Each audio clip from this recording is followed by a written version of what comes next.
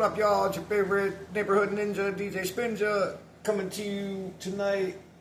I took a day off because freaking the main cook decided to walk off the job, and I became the main cook. So I might be doing a lot more hours at my place, but I'll still try to put something out at least once a night. But I might be doing like consecutive 11-hour shifts. So we'll see, man. I'm at least try to put out one a day, one a night, something like that. But of course, my girl, Shari Palka.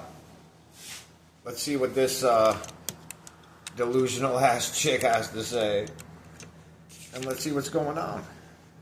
Highlights of the week gone by. Days after launching Operation Sindoor, after demolishing Pakistan's terror factories, India has declared victory. But what forced the pause? You can't declare victory if you're still fighting. Facilities. We'll discuss this. We'll also tell you why bankrupt Pakistan is compensating a global terrorist. Why are they paying Masood Azhar $500,000? Meanwhile, US President Donald Trump cannot stop talking about the India-Pakistan tensions. The question is he on Team Pakistan?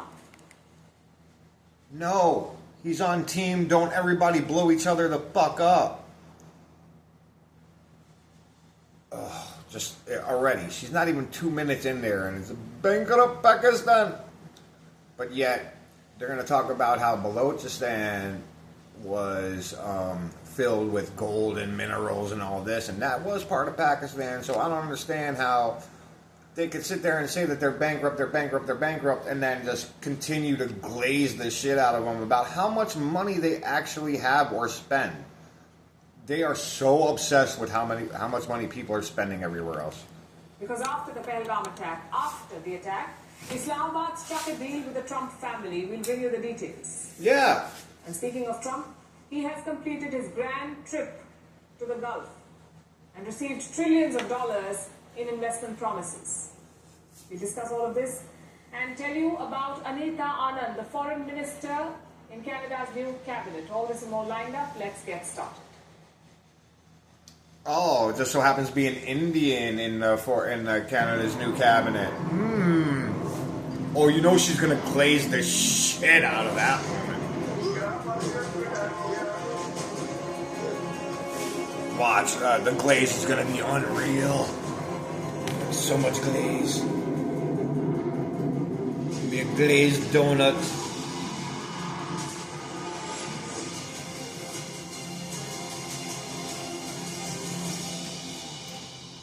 Nuclear meltdown. Oh, you mean that nuclear site you said you didn't hit, and then a day later you said you hit? But now there are fears of a nuclear winter. I'm sure you've seen the online chatter, an unconfirmed strike, rumors of radiation leak, mysterious Egyptian flights, and suspicious earthquakes.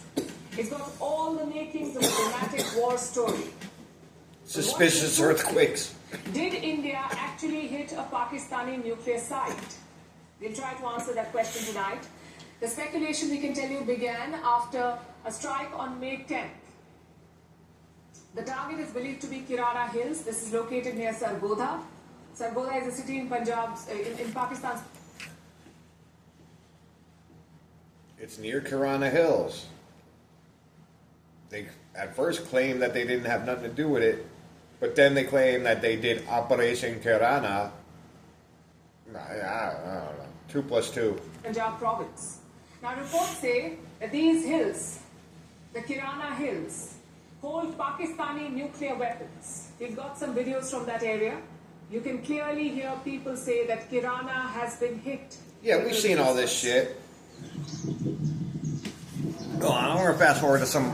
I think this is just the weekend review. I thought I was getting some shit actually today. Hold on, let's see what we can find. See, I gotta go by the outfit she's wearing. So I know she was rocking some white shit today. So we'll see. See what's up. Good. It shouldn't be that long. Posted like 11 hours ago. But I've been at work all fucking day, so.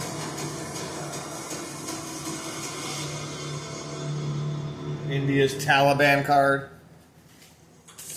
Oh, this should be good. War. This must be one of the most used lines in history. Yet it rings true even today.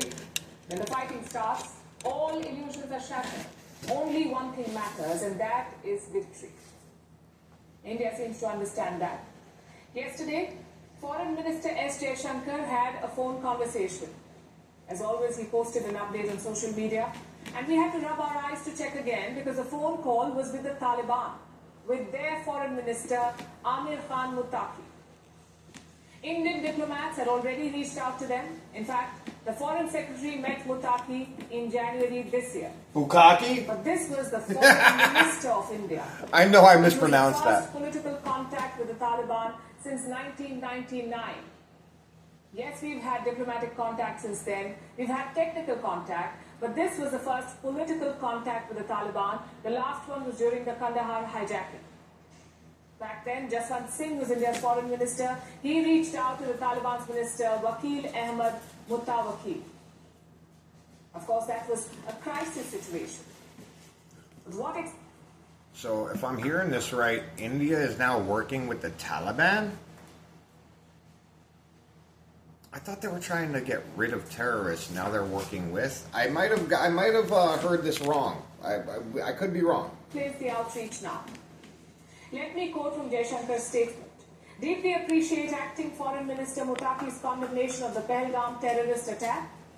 Welcome his firm rejection of recent attempts to create distrust between India and Afghanistan through false and baseless reports.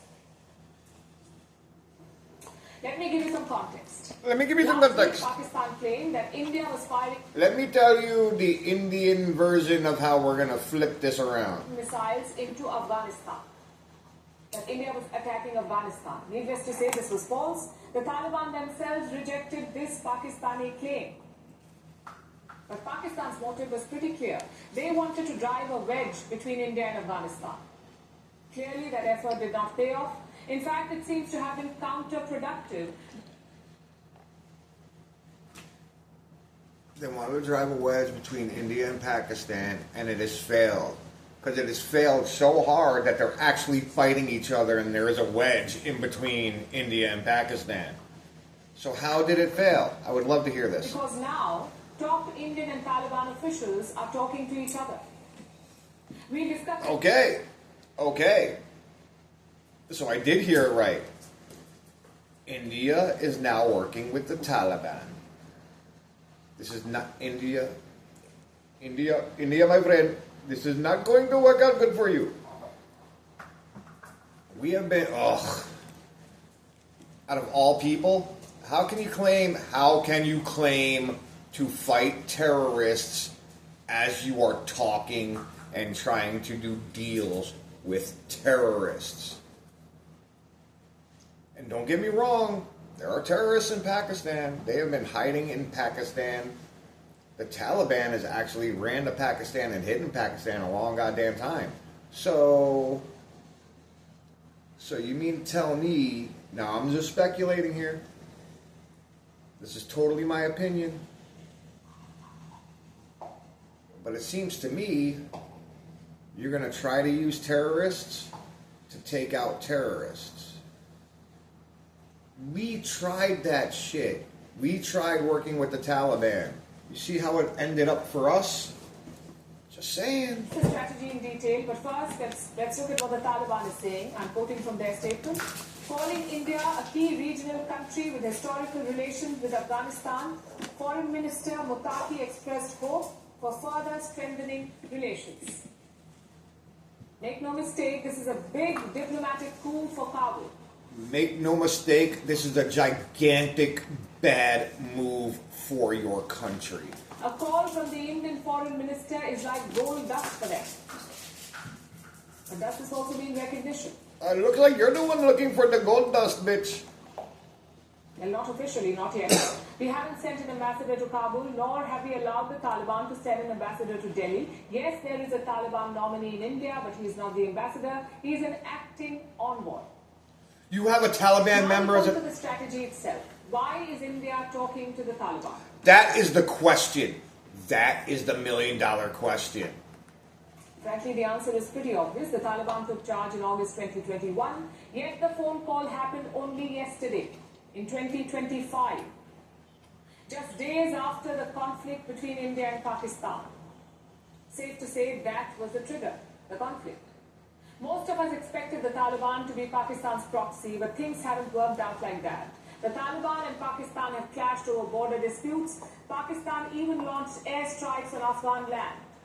In response, the Taliban has fired on Pakistani army posts. I don't believe a word of that. I do not believe a word of that. Pakistan has been notoriously hiding freaking Taliban. I doubt the Taliban has attacked Pakistan. See, this is y'all trying to push the no. My bullshit detector is like off the charts. Supporting TTP terrorists in Pakistan. TTP is the Tehreek-e-Taliban Pakistan, which is basically Pakistani Taliban. They share ethnic ties with the Taliban in Kabul, so Islamabad says Afghanistan is shielding and arming them. Kabul, of course, denies this. They say the TTP is Pakistan's homegrown problem. That they're Pakistanis, not Afghans. Now, from the outside, India's thinking is clear. Your enemy's enemy is your friend. Yeah, and you making a lot of enemy friends on the other side.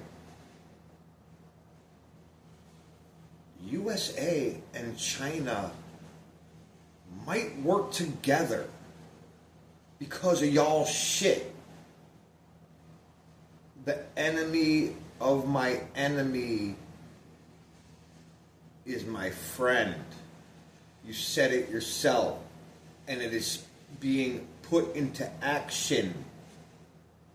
Right now, your friend, your weaponry is coming mostly from Soviet Union. But yet you're going after Pakistan. Obviously, we have a problem with Soviet Union. China and Soviet Union are supposed to be chill. They're sending each other weaponry and parts and shit like that. But now you fucking around in fucking Pakistan, and now you're attacking China's weapons with Russian weapons. So now you're driving a wedge between Russia and China and going to force China and America to work together. And guess the fuck what? You saw the tariff drop. You saw the 145% and the 110% drop down to fucking 30 and 10%. Y'all playing with some real fire. Holy shit, y'all. Wow. But what if that enemy's enemy is trampling on freedoms? What if he's banning women from public places? What if he's known for supporting terrorists? What if he shot a missile and did not hit the target but took out his entire family of 14 fucking people? That is a moral dilemma that India faces. Y'all did that. A lot of people will take the moral high ground here. They will ask, how can India talk to such barbarians? Are we not legitimizing them? Yes, exactly. I thought y'all had the high ground. I thought y'all were so superior that they couldn't touch you and everything they shot at you didn't get through, and every strategical strike you did hit everybody's target, except for that one target, but you took out his entire fucking family. Who is lying here? Let me just say this. It's easy to say this from the outside. Yes, India has a commitment to the Afghan people. It's easy to lie to everybody behind that cushy-ass desk with your fucking stupid beads. But India has a primary commitment to its own people, to ensure that they are safe and secure. You want to know how you could have been safe and secure? By not bombing the shit out of fucking unknown terrorist's family. And didn't get the terrorist. You don't think he's going to go on a revenge tour? That's what they do. You literally took out the Godfather. Like, if this was Italian Mafia, you took out the Godfather's entire family. You don't think he's going to send out his men? He's going to wait. Shit. Y'all don't know how stupid you are. Y'all are fucking retarded as fuck. Handicapped, handy-capable. I bet you this bitch is not even sitting in a chair. I bet you she's sitting in a wheelchair. If India has embarked on this path, I'm sure there will be red lines. The question is, where and what will those lines be? Oh, you done crossed them already. Our next story is from Canada, where Prime Minister Mark Carney has announced the new cabinet. Carney came to power when Palestini sympathizer Justin Trudeau stepped down. An election followed in Canada, and Carney won. Palestini 2 weeks supervisor. he has unveiled Oh his my. cabinet. It has. No. Justin Trudeau stepped down because of Trump. And because they wanted somebody that was going to actively be against Trump. See, it has nothing to do with Pakistan. And this is like... Oh. She's literally like Hassan Piker blaming the Jews for everything, except they blame Pakistan for everything. Not one thing went by. They're Pakistani sympathizers. They're Pakistani sympathizers. They're Pakistani sympathizers. And I know it sounds like I'm glazing Pakistan, but I'm not. I'm really not. I'm just pointing out the fucking hypocrisy. Both these people are wrong. I've been saying it from the beginning. And believe me, if I had some actual Pakistani news, I'd play their side too and critique the shit out of them.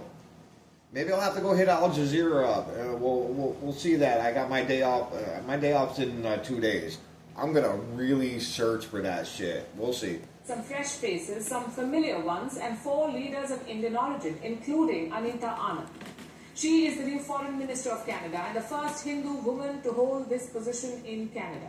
Did you see how excited she sounded? Here comes the frickin' Krispy Kreme donut glaze. How should India see this?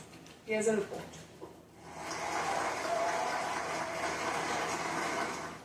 With her hand on the Hindu scripture, the Bhagavad Gita, Anita Anand has taken the oath to become Canada's foreign minister. I, Indira Anita Anand. She is an Indian origin Canadian politician, and she is the first Hindu woman in this top role. This is part of a major shake-up by Prime Minister Mark Carney. He replaced the problematic Justin Trudeau earlier. You want to know the funny part? We're Canada's defense. Canada don't have a big army. We've been protecting their ass forever. This is gonna be some interesting shit, people. This year, he secured a mandate at the polls last month, and 2 weeks after the election, Carney has unveiled. She has the mandate. All 7 swing states. 24 new faces, along with holdovers from the Trudeau era, including Anand. She is 58 years old. She was born to Indian immigrant parents who are both doctors. She grew up... Oh, they were both doctors. Shocking. She's a lawyer and academic who began her political journey in 2019 after she was elected as the MP from Oakville. There's no way both of her Hindu parents were doctors. No way. The House of Commons. Anand is no stranger to leadership. I am joking. Over the years, she has held several top roles, including Minister of Defense, Transport, and Innovation, Science and Industry. And is now Oh, don't knock over my the foreign minister. Really, Odie? But she's not the only. Tale of Doom. Why'd you knock over my coffee, honey? That's not cool. I know. You didn't mean it. You got the tail of doom. I know. Give me that ball. Give me the ball. Give me the ball. Give me the ball. Give me the ball. Give me the ball. Oh, give me the ball, puppy. Come on. Give the ball to the chopper. Sorry. The leader of Indian origin in Carney's new cabinet. There are 3 others, including Maninder Sidhu, who has received his first cabinet post as Minister of International Trade. Ruby Sabota, who's been appointed Secretary of State for Combating Crime, and Randeep Sarai. It's funny how they're infiltrating Canada, and we have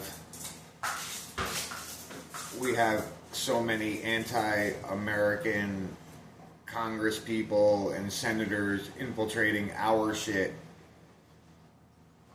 Now, I'm not saying India is trying to take over Canada slowly by putting people into their office. I am saying that shit has been happening in America, and it's just watch out, Canada. This is his first time joining the cabinet. Let's not make it become a trend. State for international development. So, 4 faces of Indian origin in Carney's cabinet.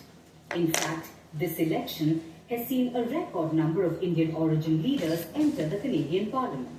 Out of 65 candidates, 22 have won seats in the House of Commons. I take it back. India is infiltrating Canada through their fucking government. Previously, there were 17 MPs of Indian origin. Trump ain't gonna take that line down. Singh, the former leader of the New Democratic Party. Singh and his party suffered a crushing defeat in the recent election, a clear sign of voters rejecting his extremist agenda against India. Under the Trudeau government, Canada has harbored and emboldened Khalistani terrorists. They have vandalized Hindu temples. They have threatened India's leadership. But they were Trudeau's vote bank, so despite everything, he remained silent. What's more, Canada picked a fight with India, accusing New Delhi of killing the Khalistani terrorist Hardeep Singh Nijjar. Now, the new command holds the reins. So, what does this mean for India-Canada relations? Oh, wait a minute. Oh no, we're bringing that back. Because that sounded like... No, yeah, I'm not. Let me bring it back before... No, hold on. So, despite everything, he remained silent. What's more, Canada picked a fight with India, accusing New Delhi of killing the Khalistani terrorist Hardeep Singh Nijjar. Now, the new command holds the reins. So, what does this mean? So, okay, I'm going to speak on this one. So you mean to tell me that Canada accused India of killing a Pakistani terrorist in their country?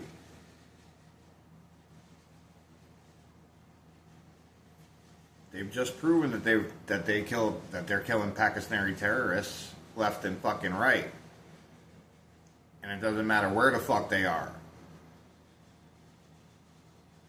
So Trudeau blames India for killing a terrorist of Pakistani descent. They kick that motherfucker out of office and hold an emergency fucking election. They bring in this dude. They bring in 26 Indian people.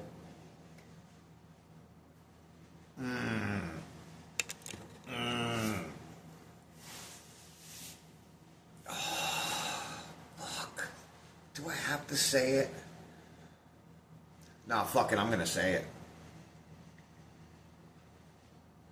India staged a coup in Canada. India staged a coup in Canada. Today is Saturday, May 17th. Saturday, May 17th at 10:54 p.m. I am saying India staged a coup on Canada. Let it be documented if I'm the first to say it. And if it comes true, we're going to call your boy Ninja Damas. For India-Canada relations that have hit rock bottom. On the one hand, there's hope, especially as Anand had previously in 2023 condemned Trudeau and spoken up against hate speech targeting Indian diplomats. India's External Affairs Minister S. DjSpinja congratulated Anand soon after her elevation. The two share a Tamil Nadu connection as well. DjSpinja hails from the state and so does Anand's mother. But Prime Minister Kani needs to do more to improve ties with India. Just this month, pro-Khalistan terrorists rallied in Toronto. They called for violence and mocked Indian leaders. But what did the new Canadian Prime Minister do? Nothing. So while Kani's new cabinet offers an opportunity for Ottawa to reset its ties with New Delhi, what India wants is action, and for Canada to crack down on those waging war against the Indian state.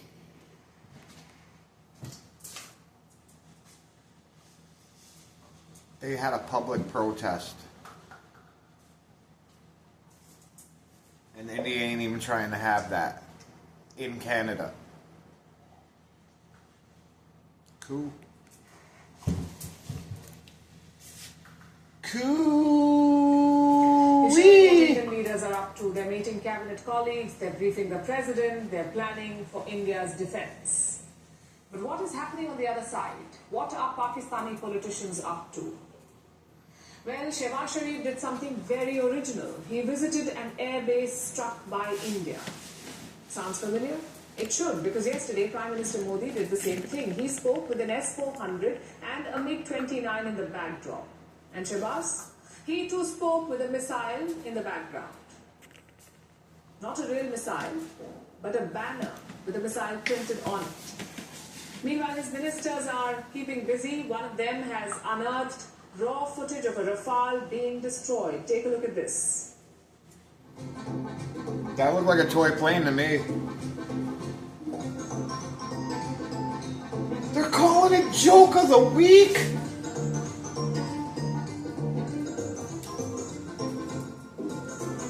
Oh, this is fucked up, y'all.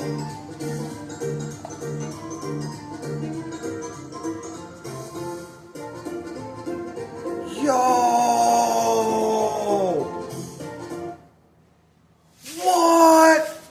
What? No, we're gonna end it there. We're gonna end it there. Oh my god. This was the best one yet. This was the motherfucking best one yet. Holy shit. That last minute and a half literally made my entire flippin' argument.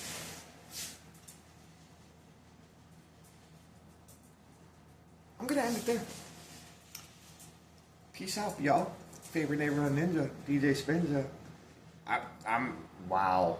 Odie, oh my god. That shit was amazing. Odie, this shit was amazing. Hashtag DjSpinja if you wanna get this girl a toy or get her a treat or buy your ninja coffee. Like, subscribe, share this shit. I'm telling you, Ninja Damas. Oh crap.